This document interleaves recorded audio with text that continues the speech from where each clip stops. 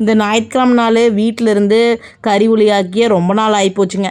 வாரம் ஏதோ ஒரு சோழி தொந்தரவுன்ட்டு வாரம் ஊர் சுற்றுறதுக்கே சரியாக போச்சுங்க.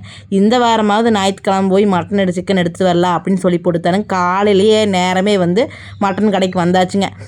எப்போ பார்த்தாலும் இந்த நாட்டுக்கோழின்னு ஆக்கி போர் அடிச்சு போச்சுங்க. சரி இன்றைக்கி மட்டன் செஞ்சிடலான்னு சொல்லிட்டுங்க மட்டன் கிரேவி செய்யலான்னு சொல்லித்தானுங்க மட்டன் எடுக்க வந்தேன். கூடவே சூரொட்டி வாங்கினேனுங்க.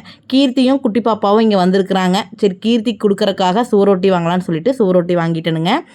பெப்பர் சிக்கன் வேணும்னு சொல்லிட்டு பாப்பா தம்பி கேட்டே இருந்தாங்க. சரின்னு சொல்லிட்டு கொஞ்சம் சிக்கன் எடுத்துடலாம் அப்படின்னு சொல்லிட்டு தான் சிக்கன் கடைக்கு வந்தவங்க. வந்ததே கையோட காய்கறி கடை வேலையும் முடிச்சுட்டு போயிடலான்னு சொல்லி போட்டு தானே காய்கறி கடைக்கு வந்தோம். இந்த இடத்துக்கு சந்தைக்கு போகிறக்கு சுத்தமாக நேரம் இல்லைங்க. வாரம் எங்கே ஒரு பக்கம் சுற்றுறதா போச்சு.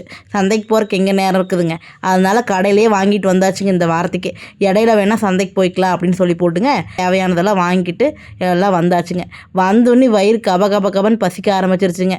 சரி முதல்ல வயிற்றுக்கு பார்த்து போட்டு அதுக்கப்புறம் தான் மற்ற வேலையை செய்யணும்னு சொல்லி போட்டு காலையில் வந்தோடனே பழைய சாப்பாடு ஊற வச்சுருந்தானுங்க. இந்த வெய்ய காலத்துக்கு பழைய சாப்பாடு தேவாமிர்தம் போங்க. இந்த வெயிலுக்கு இந்த உப்புசத்துக்கு இந்த பழைய சாப்பாடு குடித்தா அவ்வளோ நல்லா இருக்குதுங்க.